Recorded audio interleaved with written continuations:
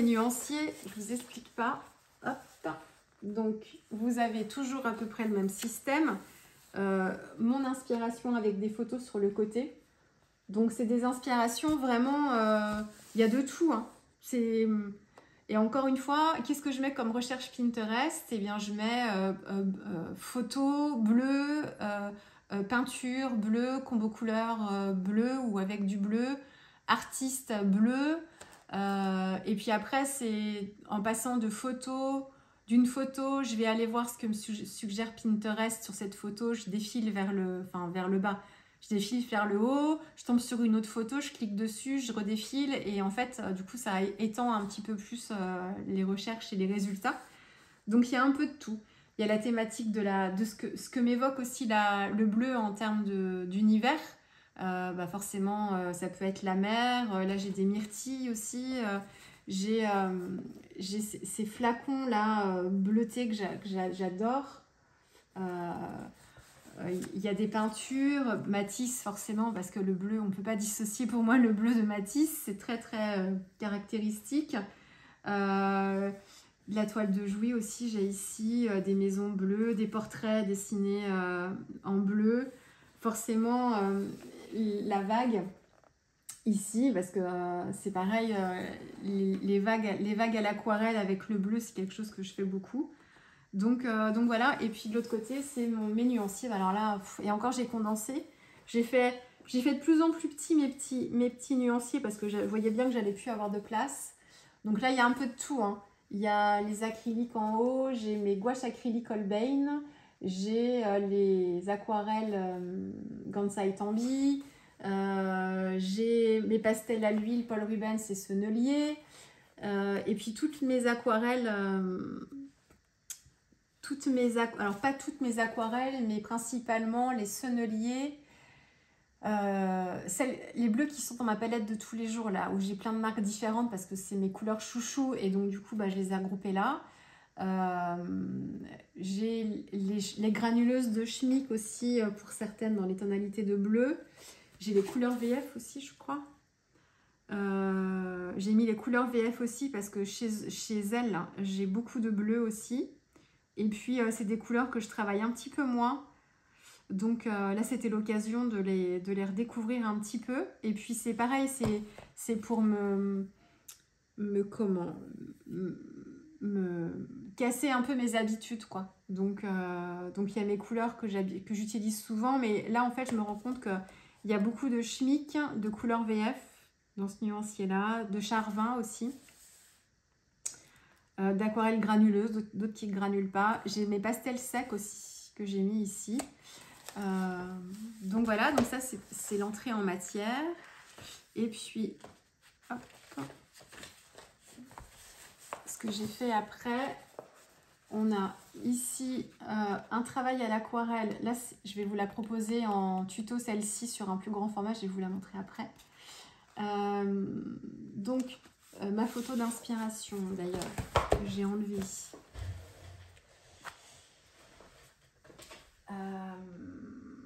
Elle est là. Hop. Je fais gaffe à mon pied. Hop, je vais la recoller là du coup.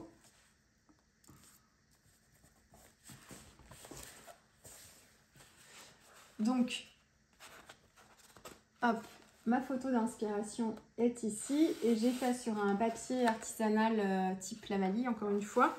Là, pareil, je me suis dit, allez, vas-y, on va essayer de dessiner un cachalot. Ça n'a pas l'air non plus... c'est des formes assez simples, encore une fois. Donc, j'ai dessiné mon cachalot, j'ai dessiné mon bateau et puis ensuite, j'ai mis en couleur à l'aquarelle avec les couleurs VF. Et là, j'avais testé avant mon petit bateau sur une chute de papier. Et j'ai mis aussi mon nuancier de couleur, là. Et puis de l'autre côté, c'est pareil, c'est des entraînements au visage. Je continue toujours, ça c'est pareil, c'est ce que j'ai fait un peu en 2024, régulièrement, pas assez souvent, mais régulièrement. Je me remettais un peu à faire des visages. Alors, c'est encore une fois, dessiner un loup, encore, ça va à peu près, mais les visages, ça ça laisse peu de place à l'erreur en fait, parce que ça devient vite un peu bizarre quand les proportions sont pas bien respectées. Même si on peut faire, il y a des styles de dessin, de portrait avec des yeux plus écartés, des gros yeux, des choses comme ça, hein. Mais après, c'est qu'une histoire de proportion. Et du coup, là encore, je persiste. C'est pareil. Pour moi, c'est extrêmement difficile, mais c'est plus facile quand... c'est plus facile pour moi quand je suis moins... c'est Eugénie qui en parlait de ça dans une de ses vidéos. Quand je vais moins dans le détail, effectivement, je suis d'accord. Pourtant, sur plus petit format, je trouve ça plus difficile. Mais là, en fait, à la limite, celle-ci, elle me plaît bien comme ça. J'y vois pas forcément de défaut technique. Il y a toujours mieux, mais je trouve qu'il y a une harmonie. Après, les traits ici sont un peu plus grossiers parce que je les ai doublés. Et puis aussi, et ça, je vous en reparlerai dans une autre vidéo, je me suis fait des petits pense-bêtes aussi pour des petites techniques pour réaliser les yeux, le nez et puis la bouche ici. Donc voilà, donc ça c'est pour le bleu. Et puis là c'est juste une photo que j'ai récupérée dans un flow que j'aimais bien avec le fond bleu pour voir si je travaille autour de ça. Enfin voilà. Donc voilà pour mon carnet des couleurs. J'aime toujours autant, je me mets aucune pression sur ce projet-là. Je le fais là par plaisir parce que j'ai vraiment envie, mais je me mets pas de pression. Ce que je veux surtout, c'est pas prendre, enfin, je veux pas trop prendre de retard sur le démarrage de chacune des couleurs, mes nuanciers, mes photos d'inspiration, et puis travailler la couleur après, bah, c'est quand en fonction du temps que j'ai, des envies que j'ai. Ça, je me mets pas de pression du tout dessus. Et puis c'est un projet où j'ai pas une copie à rendre à la fin de l'année, quoi. Donc s'il n'est pas fini, c'est pas grave, je peux toujours le continuer plus tard. C'est un fil rouge sur plusieurs mois, plusieurs années. Enfin, il n'y a aucun problème avec ça. Donc le carnet des couleurs, oui, je regarde l'heure. Je pense que je parle depuis un moment. Et comme j'ai pas le retour caméra, je ne sais pas depuis combien de temps je parle. Mais c'est déjà, je pense, beaucoup. Donc le carnet des couleurs, oui. Mon journal de l'Avent, du coup, parce que c'est lié au Patreon d'Eugénie aussi. Hop. Donc, vous êtes en train de voir presque tous les jours une petite vidéo tuto de ce carnet parce que j'avais beaucoup de retard dans mes montages voix. Là aussi, je ne me mettais pas de contraintes. Ce qui m'intéressait surtout, c'était de créer. Donc, j'enchaînais les créations sur mon téléphone que j'ai depuis déjà maintenant 2 ans maintenant. J'ai beaucoup plus de capacité de mémoire, donc je peux me permettre de charger les vidéos, d'en charger plusieurs parce qu'il a une grande capacité de mémoire. Je ne suis pas obligée de tourner, de traiter ma vidéo tout de suite pour pouvoir la charger sur YouTube et la supprimer ensuite pour pouvoir en tourner une autre, parce que c'était comme ça avant. Donc maintenant, je suis beaucoup plus libre. Donc je les ai enchaînés et puis ensuite, j'ai fait les montages voix après. Donc vous avez plusieurs vidéos, vous en avez encore quelques-unes, peut-être 4 peut-être à voir encore, je crois. Donc je vous le redis, c'est la structure du carnet ici, jusque dans les portes, parce que du coup, je les ai même refaites mes portes parce qu'elles ne me convenaient plus. Elles étaient sales et puis il y en avait certaines que j'avais faites en craft qui ne me convenaient pas. Donc en fait, c'est un projet, un atelier d'Eugénie sur son site internet où elle vous expliquait comment faire la structure, la construction des pages, les fonds de pages aussi. Sur son Patreon, elle expliquait aussi en condensé sur juste deux pages comment elle constituait son fond pour nous permettre, pour celles qui n'avaient pas le cours, de pouvoir se lancer un peu dans ce carnet-là. Bien sûr, donc, ça pouvait être suffisant, bien sûr, pour pouvoir faire le carnet après. Et c'était super d'avoir ça sur son Patreon aussi, hein. C'était un beau cadeau qu'elle nous faisait. Son atelier, bien sûr, est forcément plus complet avec plus de contenu, plus de choses. Elle va plus loin aussi dans les détails et tout ça. Elle partage d'autres choses. Mais donc voilà, donc on est vraiment sur sa structure. Et puis ensuite, après, à l'intérieur des pages, je ne vais pas tout vous défiler ici parce que la vidéo rétrospective va venir. Mais après, ça je vous avais déjà montré. Vous avez en fait une thématique par jour. J'ai adoré faire ça. Mais ça c'est pareil, quand on parle dessin, c'était hop, cette petite réa là avec les feuilles ici dessinées. Et puis derrière,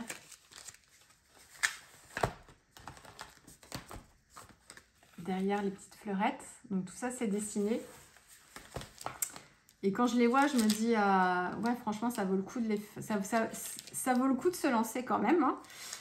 Et si j'y arrive, franchement, vous pouvez aussi. Hein. Faut vraiment, il n'y a pas de raison. Moi, j'ai la main très tremblante en plus. Mais même quand je repasse, je me rends compte que même quand je repasse sur les traits des tampons, par exemple, quand je repasse sur les traits de tampons chou, je suis capable de déborder, d'avoir la main qui tremble. Enfin, qui tremble. Elle tremble pas, mais... je me rends compte quelquefois que j'ai mon trait qui part d'un côté alors que ma main, je lui avais dit d'aller dans l'autre, quoi. Enfin, j'ai pas le geste précis du tout. Donc en plus, ce système de fleurs, c'est assez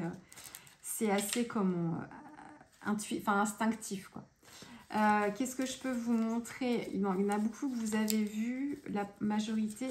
Celle-ci, vous l'avez pas vue en tuto. C'est un transfert que j'ai complètement loupé et du coup que j'avais commencé à travailler à l'aquarelle. Et en fait, j'ai tout recouvert avec de l'acrylique. Et j'aime beaucoup du coup parce que j'ai incorporé un peu de rose fluo. J'ai fait un fond acrylique. Et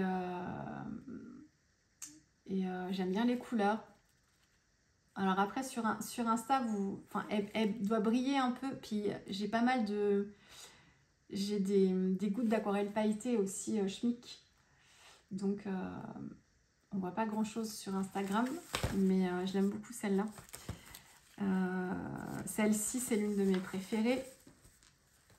Ma petite Alice. Ça c'était caché derrière, avec son petit rideau. Hop. Le petit rideau qu'elle pousse, et puis la porte qui s'ouvre. Ça, j'adore. J'adore faire des trucs comme ça. Et puis de l'autre côté, c'est le lièvre. J'adore celle-là. J'ai adoré faire ça. Qu'est-ce que je peux vous montrer que vous n'auriez pas vu? Il y a la page silence. Ça. Les lucioles, vous aviez vu, mais en fait, ce que vous ne voyez pas à la caméra, là peut-être, je pense pas non plus, c'est qu'elle brille, mes lucioles dans la nuit. C'était lumière dans la nuit, ça, je crois. Et là, avec la ring light, je suis pas sûre que vous puissiez voir les paillettes. Du coup, quand on ouvre la porte, ça scintille. Ça. Ouais, celle-ci, c'est... Entre Alice et celle-ci, je ne saurais dire. Celle-ci, je l'adore. Là encore, c'est le côté peinture, mais en mettant de la photo. Ça fait comme si c'était une toile. Et ça, faut que je le fasse plus. Faut que j'ose le faire plus souvent parce que ça rend super bien. Et c'est pareil, le travail des nuages avec les pastels à l'huile, tout ça, il faut que j'ose le faire plus. J'adore celle-là. Ça, c'est Tagada. Et puis, ouais, la page silence aussi. Je sais plus ce que j'avais fait avant qui me convenait pas. J'ai tout recouvert et en fait, j'avais envie de silence à ce moment-là. Ça n'allait pas. Et j'arrivais pas à faire ce que je voulais, mais je suis incapable de savoir ce que j'ai fait. J'avais dû faire des feuillages, mais ça n'allait pas. Et du coup, j'ai travaillé la texture et c'est qu'un fond acrylique. Et le silence, là c'est le silence dans la mer, mais justement pas le bruit des vagues, c'est dans les profondeurs et le côté silencieux des profondeurs de l'océan. J'adore celle-là. Pour la texture, c'est pareil, en photo elle rend rien du tout. Mais il y a plein de coups de pinceau avec des nuances différentes en fait. Voilà, et puis le reste, je vous en parlerai plus précisément. Si peut-être que là, vous l'avez peut-être pas vu la couronne. Là, j'ai pas fait des vidéos pour tous. Hein. Déjà, là, vous en avez quand même pas mal. Ça va vous saouler au bout d'un moment. Là, c'était la thématique couronne.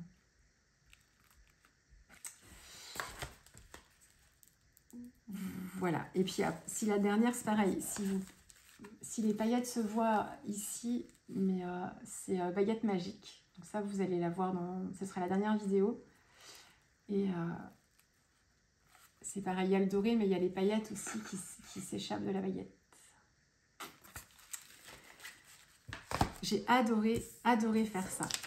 Adoré, et vous avez vu dans mes différentes vidéos aussi, je vous parle beaucoup dans quel état d'esprit je suis quand je fais ma réalisation. Et en fait, c'est des pages qui sont hyper personnelles dans les émotions que je ressens quand je les fais, à qui je pense quand je les fais, et tout le process créatif, la partie émotion, elle est très forte en fait quand je fais du mix média. C'est pas pareil quand je fais de l'art journal. Ça va être un moment de plaisir et de détente. Je vais m'immerger dans un univers aussi, suivant ce que je vais travailler, mais il n'y a pas... c'est pas à ce point c'est pas les émotions qui sont mises sur le papier pareil. C'est pas pareil. Là, c'est comme s'il y avait des messages en fait qui étaient adressés à personne en particulier, ou je sais pas, c'est des choses qui sortent de moi. Vraiment hyper personnel en fait. Donc, et c'est là où il y a le côté artistique, vraiment expression artistique ressort le plus, c'est quand je fais ça. Dans ma perception de ce que je ressens, voilà, tout ça quoi. Bref, bon, pour beaucoup, vous me comprenez très très bien là-dessus, donc voilà, je m'étends pas plus. Je regarde un peu l'heure vaguement, je vois mal. Il y a plein de choses dont j'ai parlé. On me demande beaucoup, oui, niveau organisation matérielle, est-ce que j'ai un travail en dehors du scrap? Je vous ai répondu oui. Combien de temps par semaine consacres-tu au scrap? Eh bien, sachant que je travaille à plein temps, que quand je rentre le soir, j'ai les enfants, je peux pas me mettre à créer avant 21h le soir, quelquefois 20h30. Et je peux pas créer tous les soirs non plus, parce que quelquefois, soit j'ai pas l'énergie, ou je peux pas toujours être non plus accaparée à ma table. Quelquefois, je passe des moments, on regarde des séries avec mon conjoint, ou après les week-ends, on est avec les enfants. Donc c'est principalement les soirs en semaine. Ça peut être peut-être 3 soirs quand même. Quelquefois plus, mais c'est vraiment les bonnes semaines. Hein. Ou alors quand je suis toute seule ici, et dans ces cas-là, je commence plus tôt. Je commence quand je rentre du boulot, il est 18h30, 19h. Ce qui n'est pas du tout le cas quand je ne suis pas toute seule. Donc combien de temps, je ne saurais pas te dire. C'est qui me pose la question? C'est Sweet Little Caroline. Je te dis, c'est le soir, pas avant 21h. Du lundi au vendredi, j'essaye de caler 3 sessions parce que j'en ai besoin. Donc voilà, après de 21h jusqu'à 23h, grand max, ce serait bien, même si je déborde souvent quand même. Et puis les week-ends, suivant ce qu'on a de prévu. Rarement le matin, parce qu'il y a toujours d'autres choses à faire, et puis que je suis pas forcément dans l'énergie créative le matin. Puis c'est surtout qu'en plus... je m'étale beaucoup quand je crée, donc j'empiète sur la table du salon, et après il y a le déjeuner qui arrive, et il faut que je range pour qu'on puisse déjeuner, et après que je ressorte tout.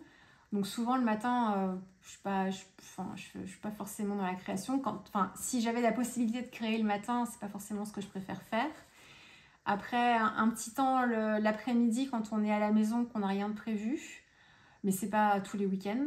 Et puis le soir, quelquefois, quand on n'a rien de prévu le soir, pas de sortie ou quoi que ce soit, mais c'est principalement la semaine quand même.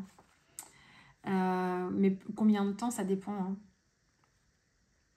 Hein. Gérer le trop-plein d'idées. Est-ce qu'il m'arrive de mettre des projets en stand-by? Bon, oui. Est-ce que les cours en ligne m'aident pour faire des choix? Alors, est-ce que j'ai des projets en stand-by? Oui, mais en fait, c'est des carnets que j'ai en stand-by. Et en fait, je picore, enfin, j'aime bien changer de support aussi. J'aime pas toujours faire pareil et pas toujours travailler sur les mêmes supports. Donc, je vais travailler dans un type de carnet, suivant ce que je fais. Si je fais de l'aquarelle ou du mix média, bah déjà, le support sera pas le même. Et puis, je vais me dire, tiens, ça fait longtemps que j'ai pas travaillé dans mon junk, là, par exemple. Hop, dans celui-là, je l'ai commencé l'année dernière avec le Patreon de Génie. Quand je me suis inscrite au Patreon de Génie pour pouvoir faire des réas dedans, mais je me rends compte en fait que je comptais travailler les thématiques du Patreon de Génie dedans, mais là encore, j'aime bien changer de support, donc je peux pas tout rassembler dans un seul et même carnet. Donc oui, donc je vais me dire, tiens, ça fait longtemps que j'ai pas travaillé dans mon junk, tiens, pourquoi pas, ou alors je vais avoir envie de faire une page d'aquarelle sur une feuille volante parce que le format me conviendra et je travaillerai là-dessus. Mon carnet des couleurs, c'est pareil, j'aime pas tout faire d'un coup, j'aime bien faire une page, compléter et puis faire autre chose. Donc j'ai plein de carnets en cours, mais des projets en stand-by, pas... Je réfléchis en même temps, pas forcément. Est-ce que les cours en ligne m'aident à faire mes choix? Eh bien, je ne les prends pas comme des obligations, les cours auxquels je suis inscrite. Donc je vous dis, c'est beaucoup le Wanderlust. Enfin, c'est principalement ça. Je vais regarder les vidéos. Par contre, je ne vais pas forcément m'obliger à les faire toutes les semaines et me dire « Ah mince, j'ai du retard, j'ai du retard ». Enfin, je ne prends pas du tout. Pour moi, c'est juste du contenu que j'ai à ma disposition quand j'ai envie de m'inspirer, de trouver des idées. Tiens, là, je sais pas quoi faire. Bah tiens, hop, je vais regarder une petite leçon du Wanderlust. Ou tiens, dans ce qui a été publié, que j'ai déjà vu, et bah, je pourrais peut-être m'inspirer de ça, reprendre cette technique-là, puis l'incorporer dans autre chose. Dans autre chose. Donc, ça m'aide pas spécialement à faire des choix. Après, quand j'ai trop d'envie, moi, le truc, c'est l'inverse. C'est quand j'ai... Enfin, c'est pas l'inverse non plus, mais j'ai souvent trop d'envie, quoi. Donc, c'est toujours le temps, mais c'est le temps qui nous manque à toutes. Hein. C'est ce qui revient le plus dans nos loisirs. C'est que là, si on avait plus de temps... Mais bon, voilà. Donc c'est plus une fois que j'ai tout ça et que je me mets devant ma table, qu'est-ce que je fais ce soir, quoi. Alors, quelquefois, c'est des envies très précises, donc je tergiverse pas, hein, j'y vais. Puis quelquefois, j'ai plusieurs solutions, donc il faut pas que je perde trop de temps à choisir, parce que sinon, si je perds une demi-heure à choisir, sachant que je scrape de 21h jusqu'à 23h maximum, du coup, je perds une demi-heure, quoi. Donc, faut que j'y réfléchisse un petit peu avant quand même. Donc voilà.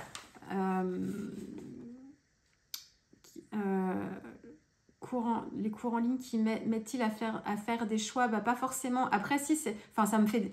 Je vais faire des choix aussi, mais ça me nourrit beaucoup. Par contre, je ne mets pas toujours en application les cours que je suis parce que j'ai pas toujours le temps. Et du coup, le simple fait de les regarder, quelquefois, j'y trouve déjà un intérêt juste à les regarder. Mais c'est vrai que c'est encore mieux quand on peut les faire. Après, il y a des questions matérielles. Vous m'avez demandé où est-ce que je trouvais mes Stabilo Hall sur Amazon. Alors, je sais qu'ils ne sont pas faciles à trouver. Ils sont peut-être pas forcément donnés. Il y a les frais de port et tout. J'ai pas trop cherché ailleurs que là. Donc, je peux pas vous dire. Si certaines d'entre vous, vous avez des filons pour les trouver dans des boutiques de Beaux-Arts en France, dites-nous en commentaire. Mais moi, j'ai pas... C'était Amazon surtout. As-tu déjà utilisé le médium iridescent? Donc c'est celui d'une Winsor & Newton, je suppose. Et comment? Oui, je l'ai déjà utilisé plus sur des vidéos de l'année dernière ou de l'année d'avant encore, et en le mélangeant avec mes aquarelles pour les rendre iridescentes, ou en les diluant avec de l'eau pour me créer des fonds en surcouche, pour me créer un effet scintillant, ou de nacre aussi quand je travaille les lunes et choses comme ça. Donc ça, une vidéo pour Chou, je crois, que j'avais appelé les sorcières, et tu as une lune, et je me demande si dans cette vidéo, j'ai pas utilisé le médium iridescent. Comme ça, je ne saurais pas te dire. Pareil pour celles qui se rappellent très très bien de mes vidéos, si vous savez dans quelle vidéo j'ai utilisé le médium iridescent, n'hésitez pas à le mettre en commentaire. Quelquefois, vous vous rappelez mieux que moi.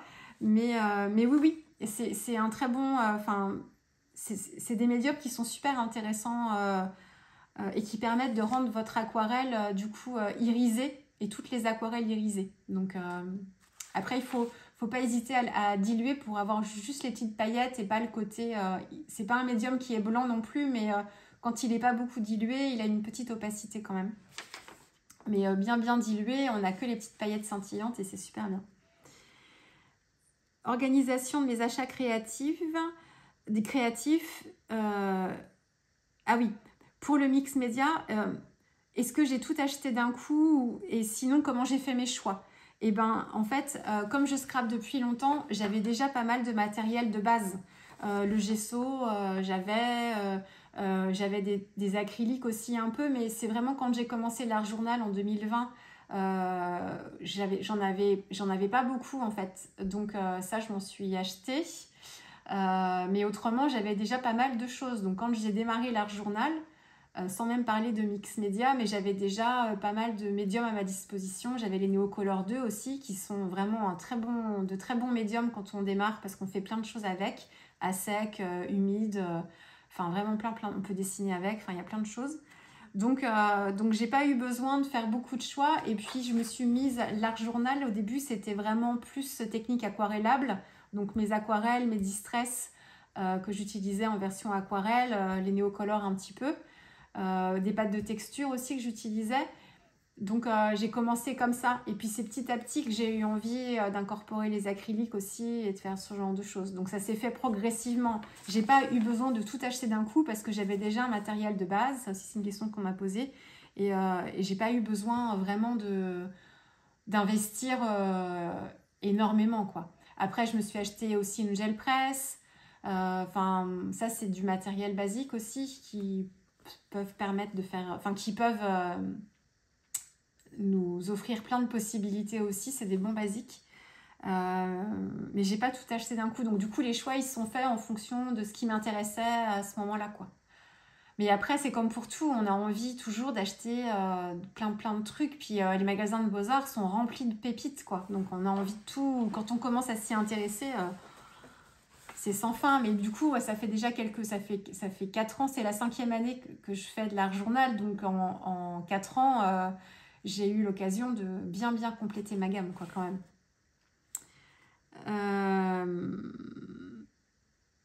Organisation de tes loisirs créatifs, les rangements, les créations.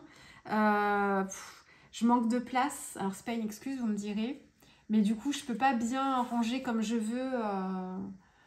J'utilise beaucoup les systèmes de caisses en plastique, que ce soit pour mes collections de tampons Show & Flower que je range par caisse en fait et par collection.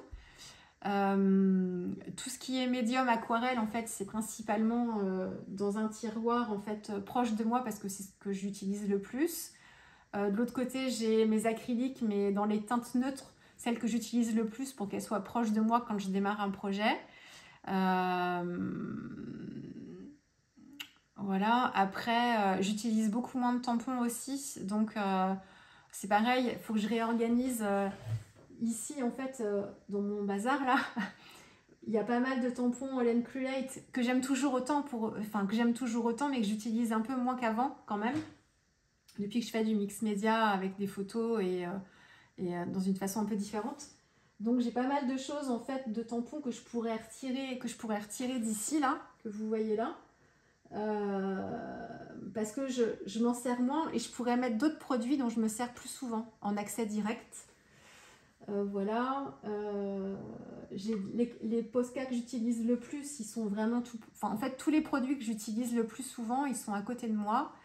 Là, je vais pas tourner la caméra, mais je vous ai fait un réel. J'ai une Rascoque avec, elle a évolué déjà depuis la dernière fois, mais là j'ai plein de trousses où je mets mes acryliques en petits tubes, où je mets mes Posca et que je peux atteindre facilement.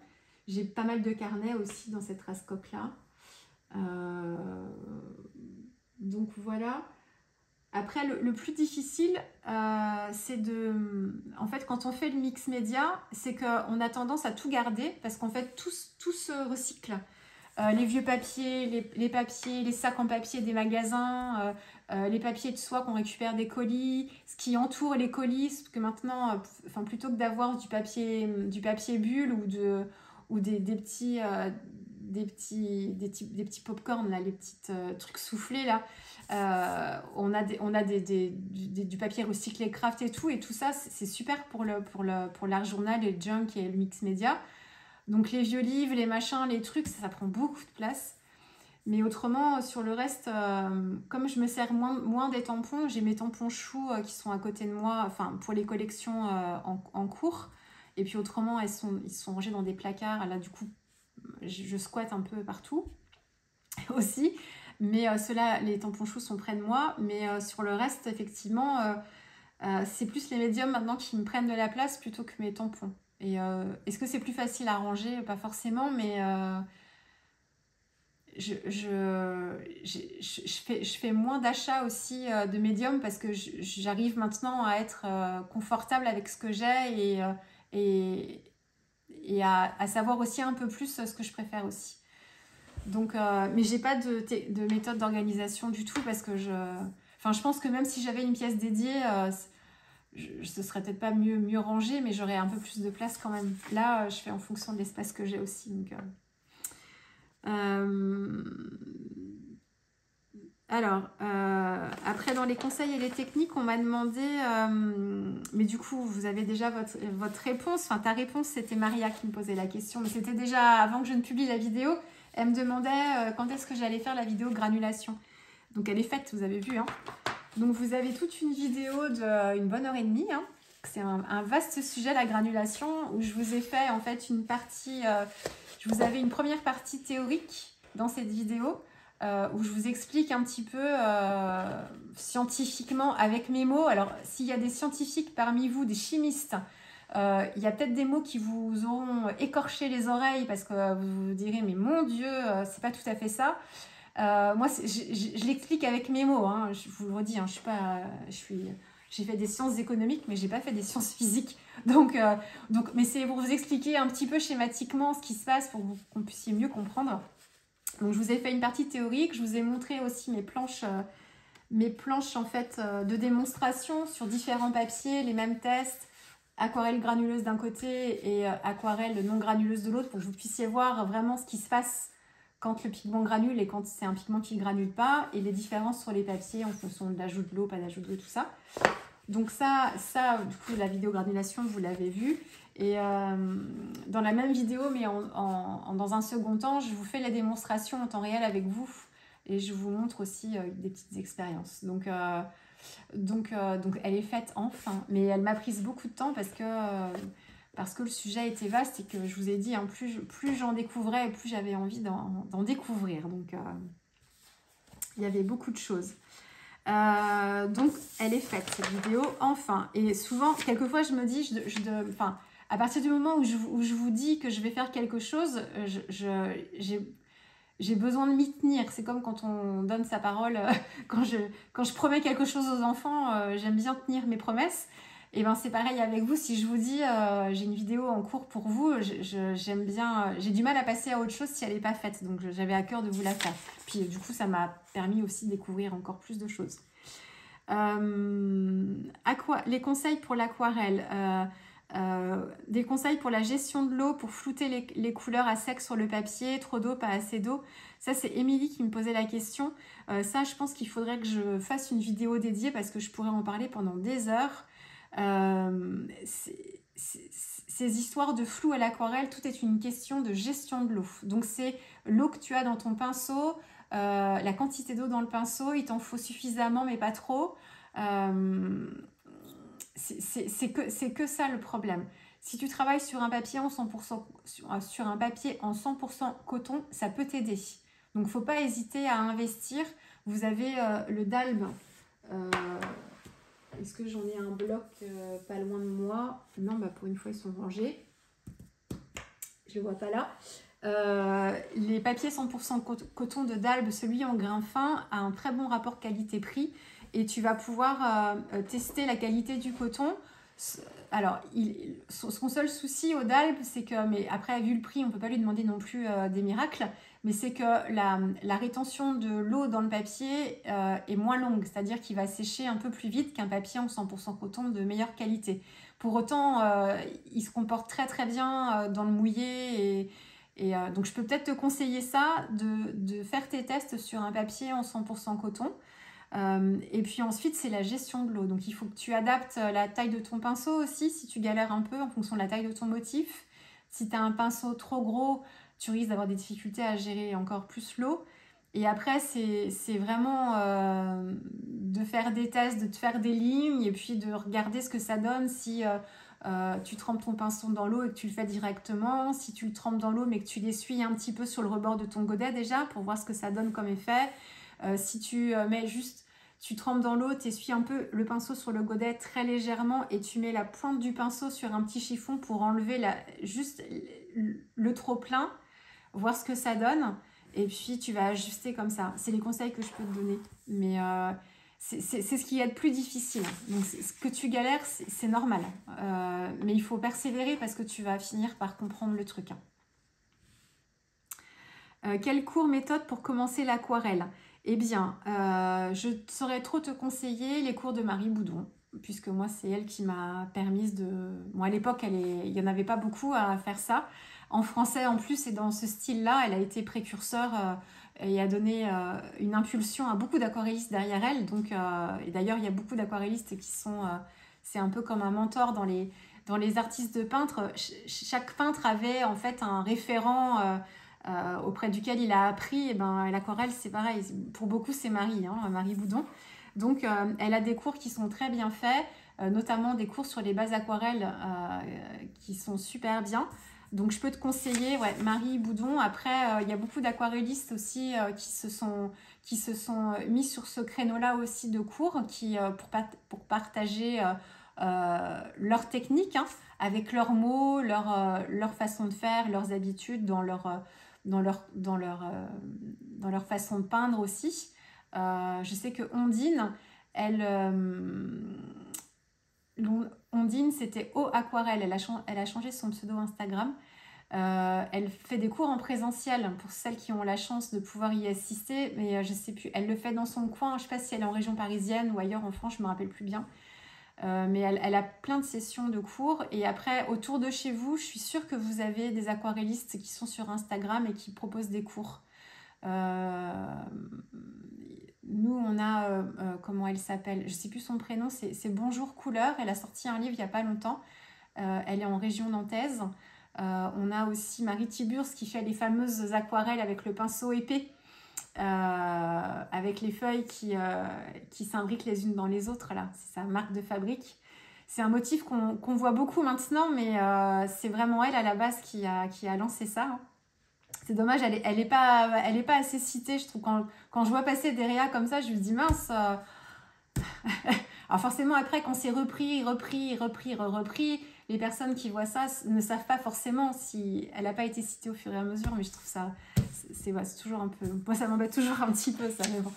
Bref. Et donc, Marie Tiburce, elle est de Saint-Nazaire et elle propose des cours en présentiel aussi. Donc ça, c'est pour celles qui sont proches de chez moi. Moi, j'ai fait un seul atelier aquarelle physique, enfin en présentiel, c'était avec Blanche L'Eau Bleue.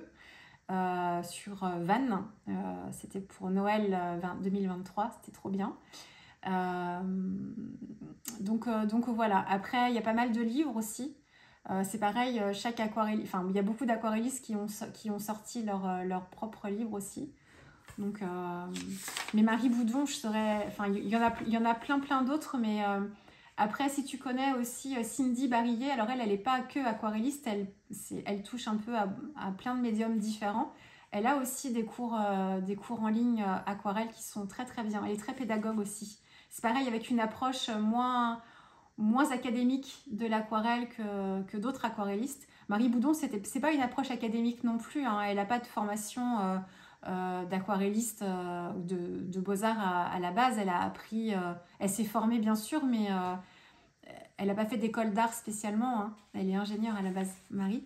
Mais du coup, c'est une autre approche de l'aquarelle qui est tout aussi intéressante. Et moi, c'est avec elle que j'ai beaucoup appris. Et puis après, c'est en regardant en fait plein de petits réels sur Instagram et puis en faisant beaucoup. et encore beaucoup. Voilà pour les cours. Une session aquarelle prend-elle plus de temps qu'une session acrylique? Oh là là, eh ben, j'aurais tendance à... Oui, moi je passe beaucoup plus de temps à faire mes scènes à l'aquarelle quand je travaille avec Chou et que je fais des scènes et tout ça, parce que je fais plusieurs couches suivant les personnages, enfin s'il y a des détails, pas de détails. Donc je peux passer 3 heures, 3 heures et demie, voire 4 heures sur une réa aquarelle, alors qu'une réa acrylique, je peux passer beaucoup de temps, mais je peux passer... Là, bon, après c'est un petit format aussi, mais là je peux passer... là sur certaines, j'ai passé 1 heure de temps. Donc, et à l'aquarelle, ça dépend ce qu'on fait.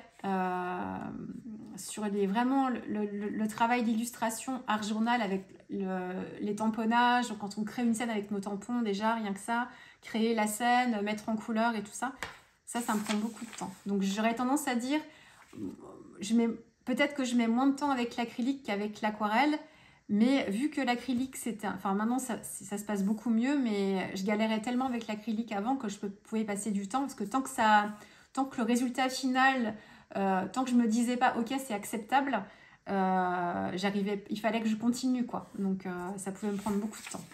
Mais là j'aurais tendance à dire l'aquarelle, quand je fais des scènes à l'aquarelle avec des tampons type Chou, je mets du temps. Plus de temps je pense en moyenne que l'acrylique. Mais ça dépend de chacun, encore une fois.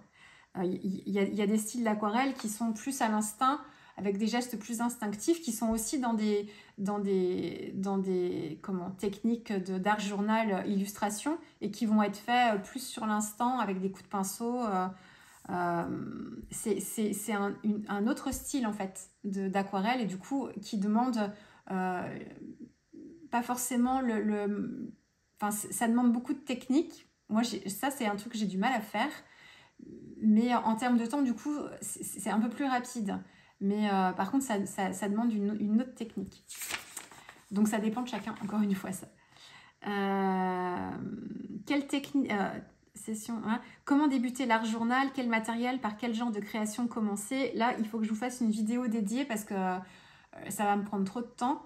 Matériel de base, il te faut du gesso, du gel médium au moins, et 2-3 tubes d'acrylique dans des couleurs qui vont 2 couleurs neutres et une couleur plus tranchée. Et après de la récupération de papier, de choses comme ça.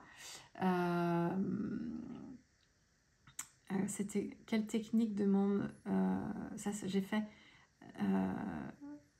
mince, j'ai sauté une question. Comment débuter, quel matériel et par quel genre de création commencer? Là c'est pareil, c'est pas tant le genre de création, c'est le format. Moi je pense que tu auras moins c'est ce que je conseille déjà pour l'aquarelle, quand je vous conseillais, pour celles qui voulaient démarrer l'art journal avec l'aquarelle, je vous conseillais de travailler dans un petit support au début, parce que ça fait moins peur, on a un petit format, on met en couleur un petit tampon, un petit doudou de Chou, un petit fond à l'aquarelle et puis un petit pochoir par-dessus. On colle notre doudou et puis c'est bon. La page est remplie, on a un petit titre et puis ça suffit. Sur des pages art journal plus grand format, il faut trouver l'équilibre, savoir aussi le simple fait de trouver la bonne combinaison des tampons aussi. Ça, c'est tout un art qui peut être très intuitif. Moi, c'est pas quelque chose que je trouve difficile, mais ça peut l'être. Ça. Après, moi, j'ai fait du scrap avant aussi, donc du coup, tout ce qui est composition, tout ça, c'est pareil, je le travaille depuis longtemps, mais pour moi, c'était quelque chose d'assez instinctif. Donc sur un petit format, tu auras moins peur de la page blanche. Après, du coup, on n'est plus coincé. Donc, sur les techniques de mix média, sur un petit format comme ça, ce qui va être compliqué, c'est gérer la quantité d'acrylique, parce que c'est ça le plus dur pour moi. Enfin, je trouve que ça a été ça le plus compliqué, une fois que tu as compris que t'en as besoin de beaucoup pour remplir une grande surface. Mais plus tu travailles sur un petit support, et plus tu as tendance à... Voilà, c'est plus difficile de gérer la quantité, mais... Pour les conseils, après, il faut que je fasse une vidéo dédiée là-dessus, parce que pour que je puisse prendre le temps de bien détailler.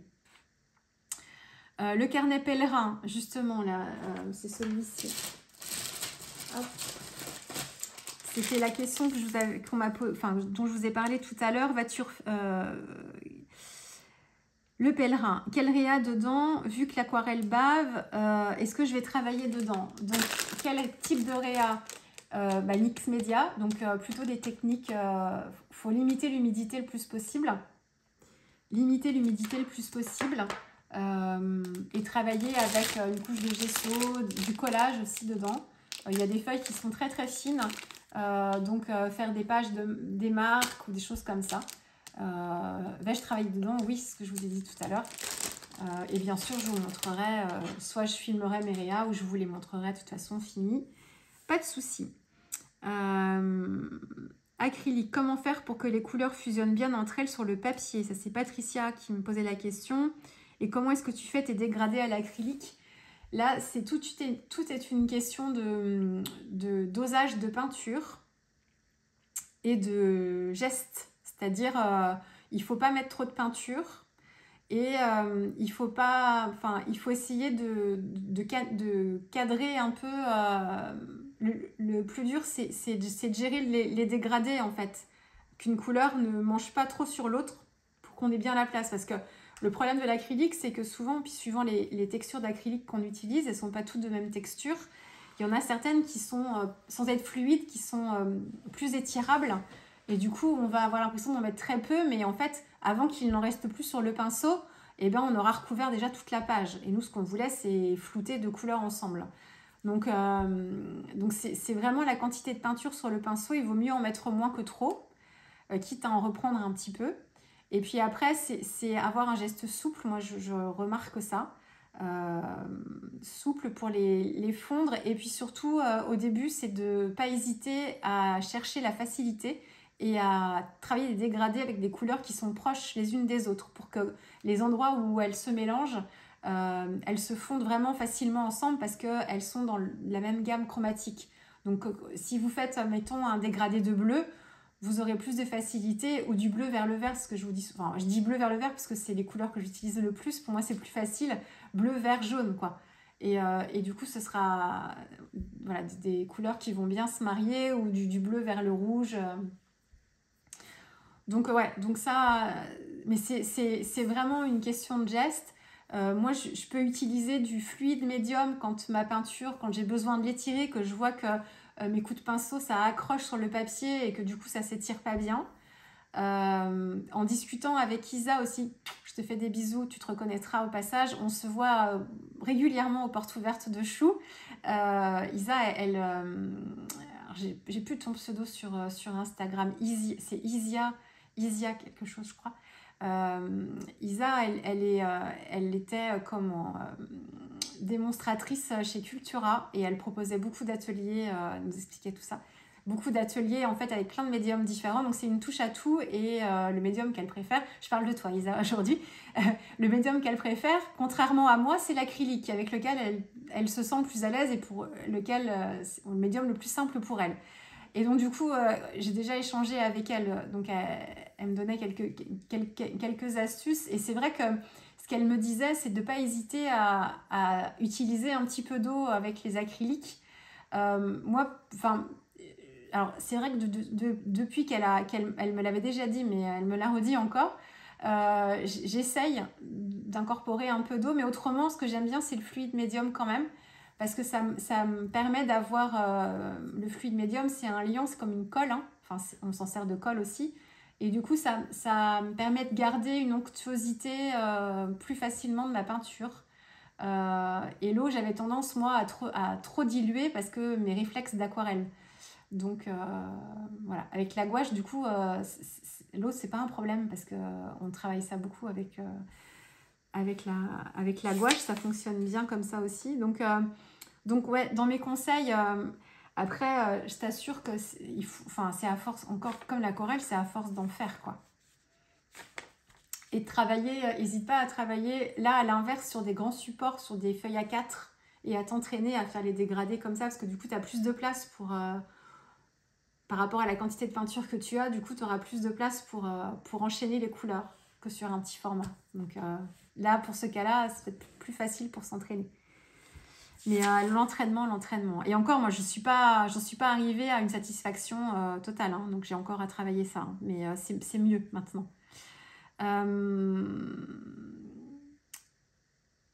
quel serait le matériel de base indispensable pour débuter le mix média? Ça, je vous ferai une vidéo spéciale. Vas-tu refaire des techniques de pliage? Là, comme ça, pas forcément prévu.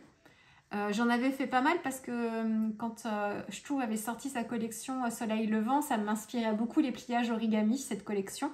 Donc je m'étais un peu plus plongée là-dedans. Là, c'est pas prévu, mais pourquoi pas, hein, ça peut me reprendre. Hein. Dans l'art journal, le système de pliage, il peut être sympa aussi pour rendre quelque chose d'animé, c'est-à-dire qu'on peut travailler sur un grand morceau de papier, faire un système de pliage, le coller dans son carnet, et puis quand on ouvre le carnet, on peut déplier la page, enfin, vous voyez ce que je veux dire un peu? Déplier une enveloppe, donc pourquoi pas? Mais plus dans mes pages d'art journal mix média, effectivement, incorporer quoi, ou des effets de pop-up, des choses comme ça, peut-être plus. Ça, j'aimerais bien en mettre un peu plus aussi. Mais comme ça, là, pas spécialement prévu, mais si, pourquoi pas, oui. Des questions sur les types d'impression. Différence entre laser et jet d'encre pour les transferts d'images. Ça fonctionne avec les jets d'encre. La seule chose à laquelle il faut faire attention, c'est que ton imprimante jet d'encre, ton encre n'est pas permanente. Ou si tu imprimes en noir avec ta cartouche spéciale noire de ton imprimante, c'est mieux, mais ça bavera toujours un petit peu. Donc, il faut que tu limites le plus possible la quantité d'humidité, la quantité de liquide que tu mets dessus. Donc, si tu fais du transfert avec ton gel médium, moi j'en ai fait avec mon imprimante des impressions jet d'encre, ça fonctionne. Par contre, ce qu'il ne faut pas faire, c'est venir... il faut pas attendre de trop une fois que tu as mis le gel médium pour l'appliquer, bien racler et aller vite aussi dans l'application pour éviter de faire réagir ton encre.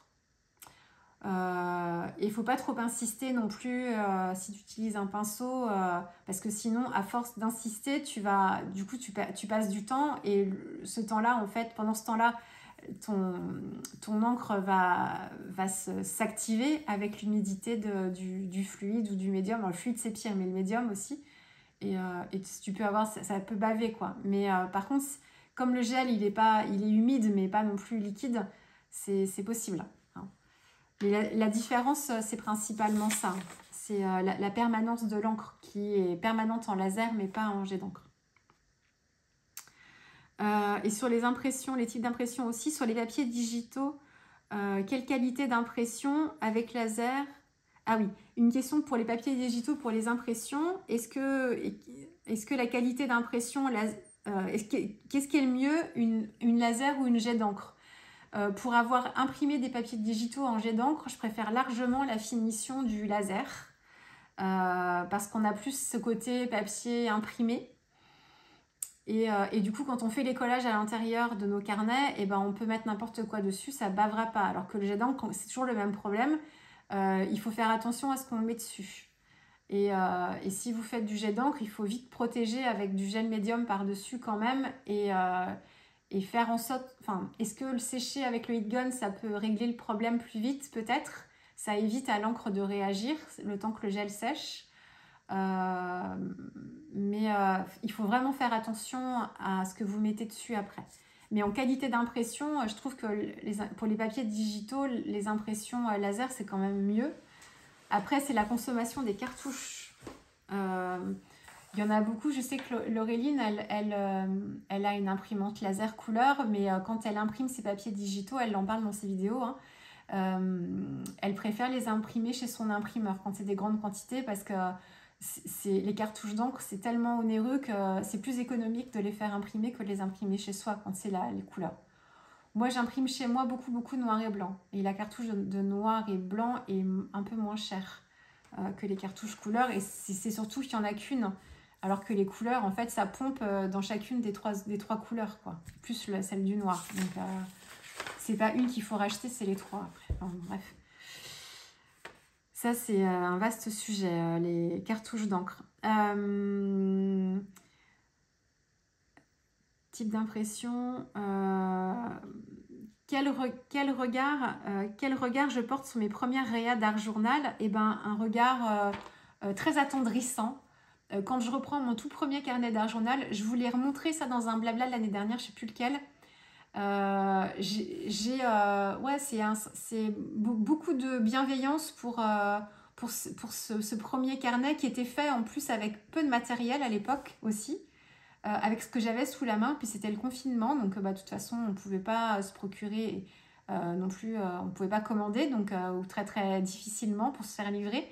Donc je faisais vraiment, je mixais plein de marques, plein de produits, plein de tampons, enfin je me débrouillais avec ce que j'avais, et il y avait beaucoup de médiums aquarellables dedans.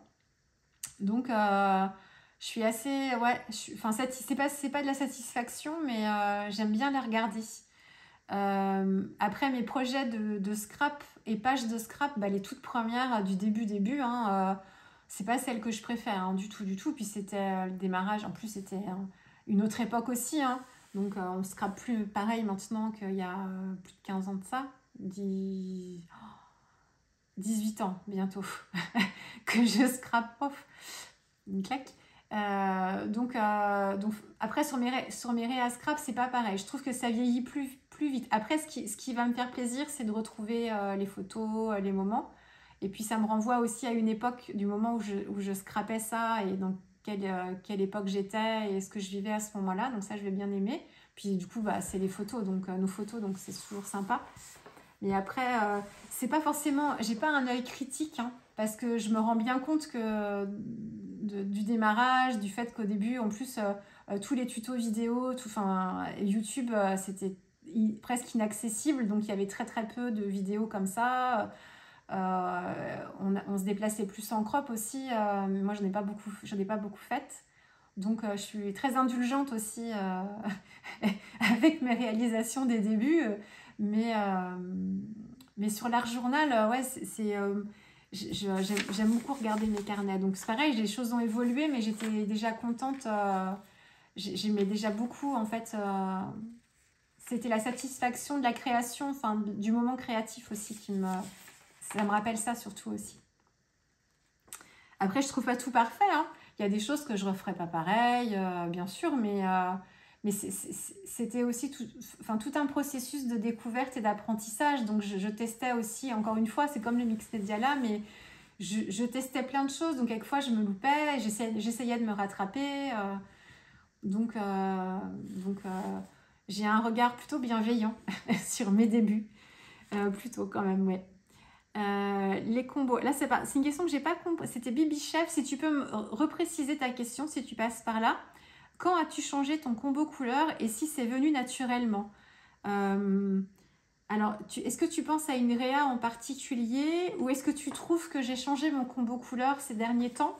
Je sais pas quel était vraiment le sens de ta question, parce que j'ai pas considérablement changé. En fait, j'aime bien, j'ai des habitudes de combo couleurs, bleu, vert, ou des associations de couleurs que je fais par facilité, par des habitudes, et j'ai besoin de temps en temps de casser ça pour changer, parce que j'ai l'impression de faire toujours pareil. Mais je pense qu'on a tous un peu ça, hein, des combos couleurs qui nous rassurent, un petit peu doudou là, ou dans lesquels on va se réfugier parce que c'est facile et que c'est des couleurs qu'on arrive à travailler bien ensemble.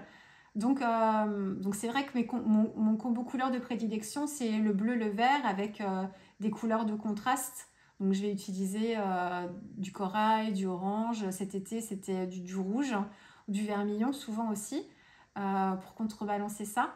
Mais je sais pas. Après, dans le mix média, du coup, je vais travailler beaucoup mes pages avec des bases neutres, et je vais y incorporer donc beaucoup de craft, de beige, de rose, de couleurs un peu plus mastic, et ensuite ça c'est ma base de travail pour mon fond, et ensuite j'y incorpore un combo couleur, soit soit mon fond va faire partie du combo couleur, ça va être l'une des couleurs et je vais en ajouter une ou deux, ou alors je vais travailler un combo couleur en plus par dessus.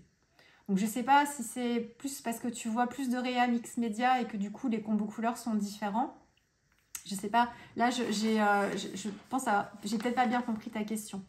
Donc si c'est par rapport à ce que je fais maintenant, effectivement c'est parce que à quel moment, c'est parce que j'ai intégré plus de papier imprimé aussi dans mes réas. Le Patreon de Génie aussi, et ces techniques m'ont permis aussi de travailler un peu plus comme ça, Et elle nous partage beaucoup les artistes auprès de qui elle a appris. Et du coup, ça me permet moi aussi de voir, il y a Eugénie, beaucoup, mais il y a aussi plein d'autres artistes qui travaillent, avec qui elle a appris aussi et qui travaillent avec des techniques un peu, enfin, similaires. Hein. Après, on ne révolutionne pas non plus des techniques de base. Après, on les enrichit et on en fait, on les incorpore dans notre propre univers.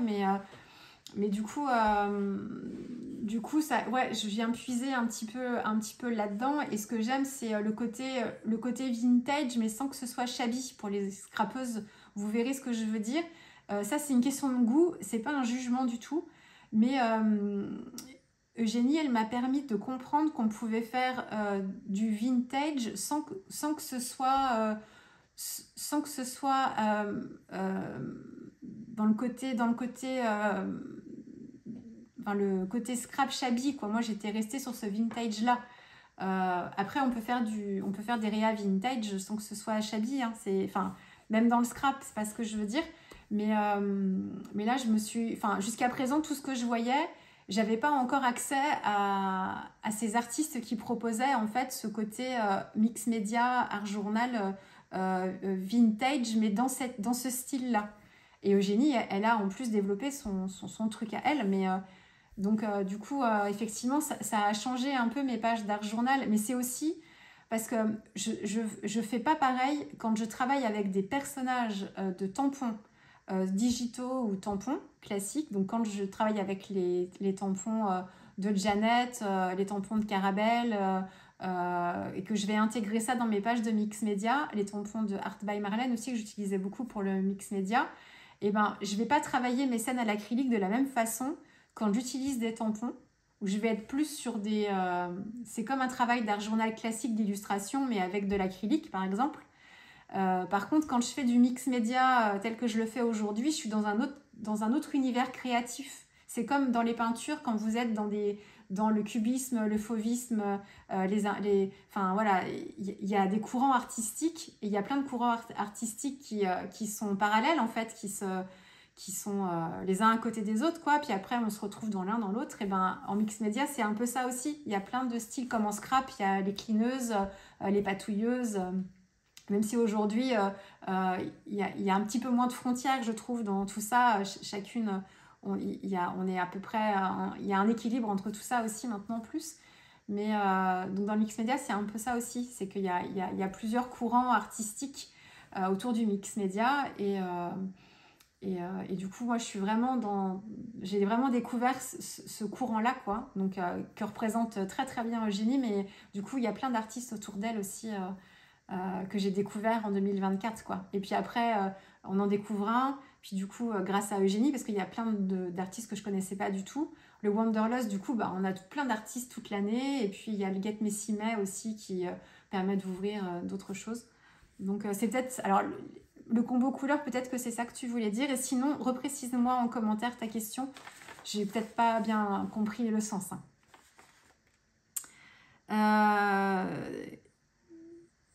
Ensuite, mes inspirations. Quels sont les créateurs qui t'inspirent à l'aquarelle? Ça, je vous ferai une vidéo.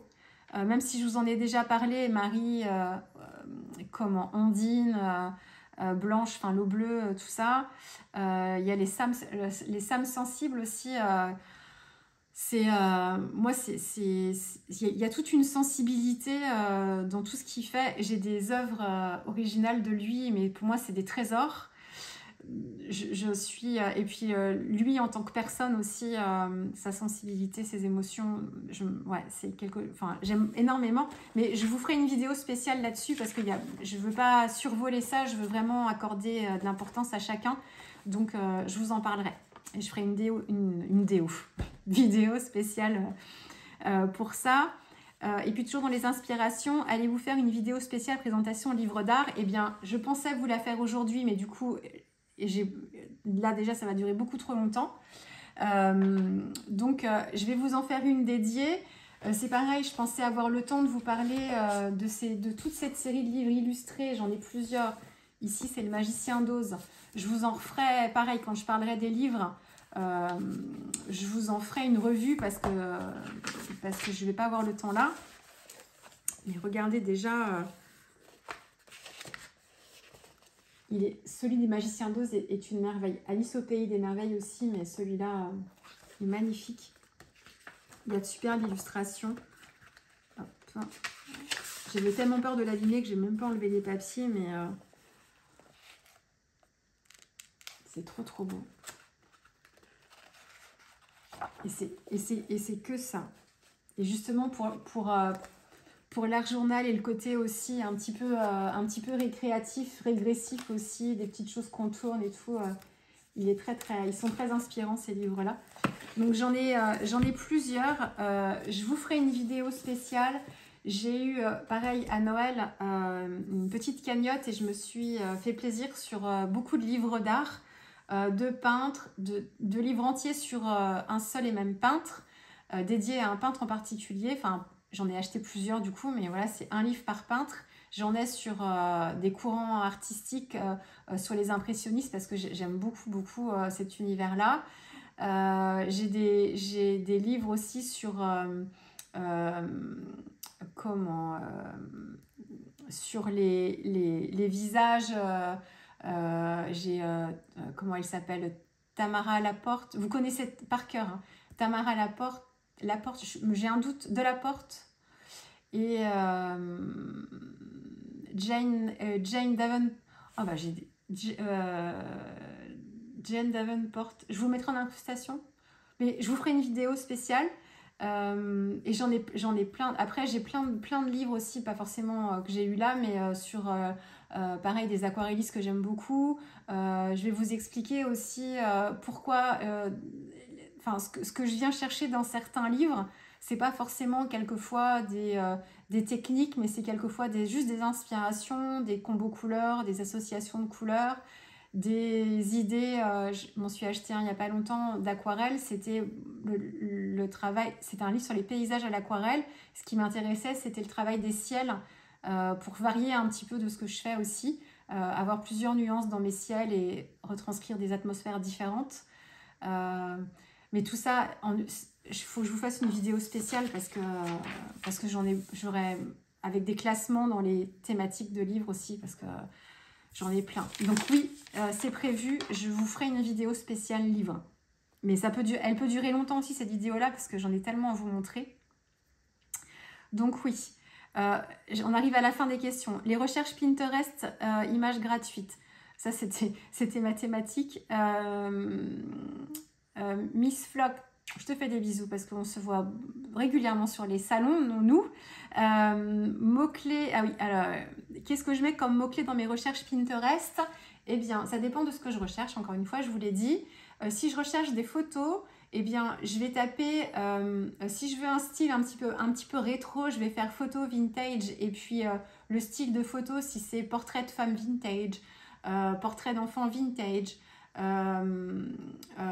enfant qui saute vintage, par exemple. Si je veux, quand je cherchais prendre son envol, j'ai dû faire saut femme, parce que je cherchais des portraits de femmes qui soient libres, voilà. Donc femme, photo, femme, saut, ou et puis après c'est des associations de recherche, c'est-à-dire qu'une fois que je tombe sur une photo qui vaguement traite un peu du sujet mais qui ne correspond pas à ce que je cherche, je clique dessus. Et à partir de cette photo, je vais regarder ce qui se passe en fait dans les suggestions en lien avec cette photo-là. Et je précise mes recherches comme ça en cliquant de photo en photo. Donc voilà, et puis donc c'est souvent ça. Après, si je recherche des illustrations, bah, je vais faire illustration. Mettons, si je cherche une baleine ou un cachalot, je vais faire illustration cachalot, dessin illustration cachalot. Je vais faire estampe cachalot. Parce que si je veux quelque chose d'un petit peu griffonné, et puis après, encore une fois, je vais aller de photo en photo.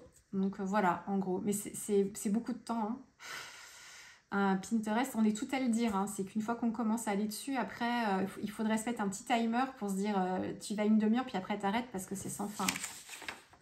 Mais du coup, c'est une mine d'or. Une mine d'or.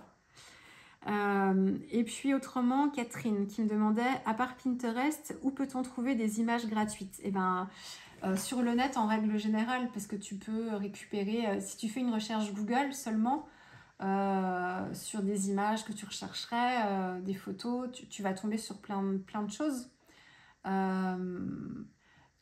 Après, il faut faire attention. Pinterest, c'est un outil de partage. Donc, c'est pareil. Enfin, moi, j'ai beaucoup de mal quelquefois. Enfin, souvent, d'ailleurs, et là, je me suis même plus embêtée. Je me suis pas embêtée pour le... Enfin, pas embêtée, mais pour le challenge de l'Avent, parce qu'en fait, je passe du temps à regarder, mais qui a posté quoi, mais c'est qui a fait ça? C'est qui à l'origine? C'est le problème de Pinterest, c'est qu'en fait, comme tout le monde peut faire une capture d'écran d'un truc qu'il va voir quelque part, qui va le mettre qui va l'épingler sur son tableau, mais qui va pas dire en fait d'où ça vient et où est-ce qu'il a été chopé ça. Et du coup, on perd très très vite qui fait quoi. Donc, quelquefois, il y a des photos quand je clique sur une photo, quelquefois, je vais aller regarder sous cette photo si j'en vois d'autres pareilles pour voir s'il y a d'autres personnes qui l'ont épinglé et si elles ont mis qui c'était. Mais ça me prend un temps fou à regarder ça. Donc c'est vrai qu'au début, je passais du temps à essayer de noter les noms et tout quand je les retrouvais, mais dans beaucoup de cas, je ne trouvais pas grand-chose. Donc là, c'est vrai que je n'ai pas trop fait attention. Je commercialise pas mes projets, je fais pas du commerce avec, hein, et le plus possible quand même, j'essaye de partager les artistes quand je les retrouve, quand même. Donc attention juste à ça, c'est à comment vous utilisez ce que vous récupérez sur le net, quoi. Après, quelquefois, on n'a pas toujours la volonté de voler, enfin, c'est pas voler le travail des autres, mais quelquefois, c'est fait consciemment, hein, de pas toujours tout dire. Mais ouais, sur Google, sur Google c'est une mine d'or, quoi. Après, gratuite, moi, j'ai pas... Enfin, à part Pinterest, c'est vrai que je me suis pas trop renseignée. Sur Etsy, c'est souvent des fichiers payants, mais qui sont à tous les prix. T'en as à 2-3 euros avec beaucoup d'images. T'en as qui sont plus chers aussi. T'en as qui sont régulièrement aussi, avec des réductions régulières aussi. Donc voilà. Mais après, il y a certains sites il y a des artistes aussi, des designers qui vont proposer gratuitement sur leur site quelquefois. Sur le site de Collage Soupe, par exemple, Collage Soupe, c'est des petits livres, je vous en ai parlé déjà, de papier en fait imprimé qui sont regroupés sous forme de petits livrets qu'on peut déchirer, détourer et tout ça. Et il y a un site internet et il y a des e-books aussi, et certaines fois il y en a des gratuits régulièrement, et des choses qui sont sympas aussi. C'est pas juste des trucs moyens, il y a des choses assez sympas aussi gratuites. Donc voilà, et les dernières questions, c'était est-ce que je ferai des cours en présentiel? Non. Non, et alors je peux faire des démonstrations, et là, c'est là où ça va rejoindre la dernière question sur les salons. Est-ce que je vais participer à des salons cette année? Je propose, enfin, pour moi, les ateliers, c'est assez compliqué. En préparation, ça me demande du temps. Puis même en termes d'organisation, de disponibilité aussi, je ne veux pas trop prendre d'engagement comme ça. Donc, encore plus là. Donc, du coup, j'en faisais déjà pas forcément beaucoup avant, mais vraiment presque plus là. Par contre, des démonstrations, parce que là, il y a un peu moins d'engagement, et puis c'est pas comme quand un atelier peut être annulé, c'est difficile parce que vous êtes inscrite, vous avez versé des choses. Une démonstration, si jamais je peux pas venir, pour X ou Y raison, bon, c'est toujours embêtant, mais voilà, c'est pas les mêmes conséquences derrière. Donc les démonstrations, puis ça me demande pas de préparation. Enfin, je prépare un peu ce que je compte faire en démonstration, mais c'est pas comme un atelier qu'on prépare longtemps à l'avance, et rien à voir, hein. Donc non, je ferai pas d'atelier, enfin, ou alors peut-être un comme ça, mais c'est pas forcément dans mes projets du tout, quoi.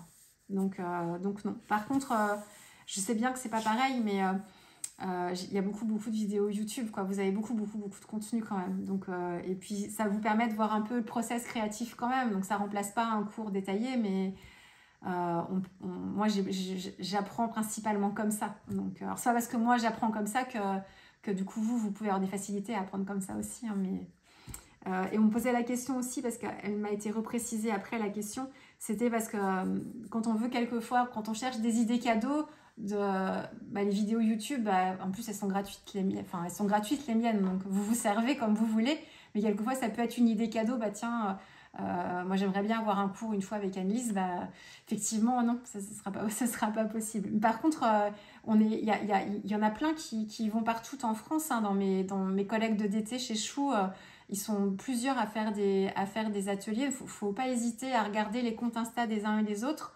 pour voir en fait un petit peu ce qu'ils proposent et où est-ce qu'ils vont animer les ateliers, parce que ça tourne quand même pas mal, hein. Moi j'ai des copines et des copains, parce qu'il y a Ludo aussi qui bouge quand même pas mal, qui en propose beaucoup, et vous en avez plein, hein, quand même. Mais moi non.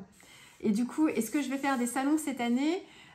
Normalement, il y a de grandes chances pour que je sois au salon de Paris, puisque on va avoir à nouveau, alors ce ne sera pas version scrap, parce que ce ne sont pas les mêmes organisateurs du tout, ce sont les organisateurs qui font Chartres, entre autres Chartres, et puis celui d'Orléans qu'on a eu en septembre aussi, qui était spécifique au scrap. Chartres, c'était, il n'y avait pas cette année, hein, Chartres. Chartres, c'était loisirs créatifs en règle très large. À Orléans, c'était que scrap. En plus, ils ont eu des soucis de salle, les pauvres. La salle a pris feu, et je crois que c'était un problème de feu, d'incendie. Donc, ils ont été obligés de changer leur plan. Donc, voilà. Et Paris, du coup, ça a l'air d'être encore un peu plus grand qu'Orléans, quoi. Donc normalement, oui. Je devrais être sur le salon de Paris en démonstration normalement, si rien ne change d'ici là, mais voilà. Donc, mais ce sera là, c'est le seul de prévu pour l'instant. Et après, c'est pareil, les salons, je me déplace dans le Grand Ouest à la limite. J'ai fait Chartres, Paris, parce que c'est assez facile d'accès quand même, c'est assez central, mais voilà, en termes de distance aussi, je me déplace pas forcément très très loin non plus. C'est pour ça que c'est plus facile pour moi d'aller chez les sœurs Chou en Bretagne, parce que c'est à 1h30 de route, 2 heures, et c'est facile pour moi. Voilà, je termine. Je sais pas à combien j'en suis. Peut-être que je ferai une coupe et je la ferai en 2 fois cette vidéo. Vous l'aurez en 2 parties. Dans mes dernières réas, vous avez vu passer pour Chou & Flower, c'était le défi de Noël de Chou, c'était de créer une carte interactive. Donc moi, je me suis fait une pochette des Sex Pistols avec un disque à l'intérieur. Le côté interactif, c'est que c'est un disque qui tourne, tout simplement avec un brad. Donc là, j'ai une mise en couleur sur un papier Maniani en grain satin, que j'aime beaucoup. J'ai pas trop de difficulté à travailler dessus par rapport aux autres satins que j'aime pas du tout. Hormis pour les fonds, par contre. J'aime beaucoup le satin Fabriano pour les fonds, notamment avec les aquarelles granuleuses. Quand je vous ai fait mes démonstrations, je vous ai expliqué pourquoi j'aimais l'effet du satin avec la granulation. Par contre, les mises en couleur, ça a toujours été compliqué. Là, ça s'est plutôt bien passé. Donc voilà, et puis j'avais le verso aussi ici. Là, vous avez le tuto. Donc, je vous ai montré celui-ci. Il y a des vidéos qui restent encore à publier, mais on s'approche de la fin et je vais vous montrer en détail toutes les pages. Je vais en reparler plus précisément dans une vidéo. Mon carnet des couleurs, je vous en ai parlé. J'ai une réa Chou, mais que j'ai pas sous le coude. Je sais pas, mon carnet est caché quelque part. Il est sous quelque chose sûrement. J'ai une sonnette Chou avec la collection It's Always Tea Time, que vous n'aurez pas en vidéo d'ailleurs. J'ai pas de tuto pour celle-ci parce que c'est des choses que j'ai fait souvent, c'est toujours à peu près les mêmes techniques, mais vous aurez les visuels dans peu de temps. Une réa Chou qui date de l'année dernière, je vous ai mis un petit attention, parce que je parle de mon DD, donc vous allez dire ah, elle a refait un DD. Non, pas du tout, c'était mon December Daily 2023. Donc j'ai essayé de vous prévenir que c'était une ancienne vidéo qui n'avait pas forcément eu l'occasion d'être publiée, c'était pour Chou. Donc du coup vous l'avez maintenant. Après on s'en fiche que ce soit pour le December Daily ou pas, vous voyez un peu comment je procède. Mais je vous parle beaucoup du coup du process du December Daily aussi, mais c'était en 2023, pas en 2024. Et puis ce que vous allez avoir aussi rapidement, c'est du coup cette réa-là. Donc c'est quand je me suis entraînée dans mon carnet des couleurs, j'ai fait ça sur une chute de papier Lamali. Je me suis entraînée à dessiner le cachalot, le bateau, et j'avais pas fait de vidéo tuto parce que j'avais fait ça comme ça rapidos. Et du coup, là, je vous ai refait sur un format plus grand, donc redessiné encore, et je vous ai filmé toutes les étapes. C'est une réa qui m'a pris 1 heure. Donc quand on me demandait est-ce que l'aquarelle ça prend plus de temps que l'acrylique, ça dépend ce qu'on fait. Celle-ci a été assez rapide. 1 heure de vidéo, donc du dessin jusqu'à la finalité de la page. Donc ça dépend vraiment du type de projet qu'on fait. Donc voilà, ça vous allez avoir ça bientôt. Et puis après plein d'autres choses aussi. Puis plus des vidéos détails là qu'il faut que je vous fasse. Là c'est pareil, il faut que je trouve le temps de vous filmer en fait ma voix en même temps, en temps réel. Et je vous le redis, ce temps-là, pour moi, il est plus compliqué à trouver. Donc voilà, j'ai essayé de... Voilà, j'ai beaucoup parlé, mais il y avait beaucoup de choses à dire. Donc vous aurez peut-être eu la vidéo coupée en 2 avec 2 parties pour que ce soit moins indigeste pour vous ou pas. Enfin voilà, après je fais comme je peux. Allez, je vous laisse ici. Encore une belle année à vous 2025. On va se retrouver très vite avec des vidéos aquarelles mix média. Pas de scrap, c'est pas prévu, mais tout le reste, oui, en fonction de ce que j'ai envie de faire et de vous faire découvrir aussi. Et puis enfin, en fonction de mes envies à moi, de mes découvertes. Voilà, vous allez voir ça sur tout 2025. Peut-être des surprises aussi, on ne sait pas. Hein. On verra après, on ne sait pas tout non plus hein, de ce que nous réserve cette année. Je vous dis à très vite. Au revoir.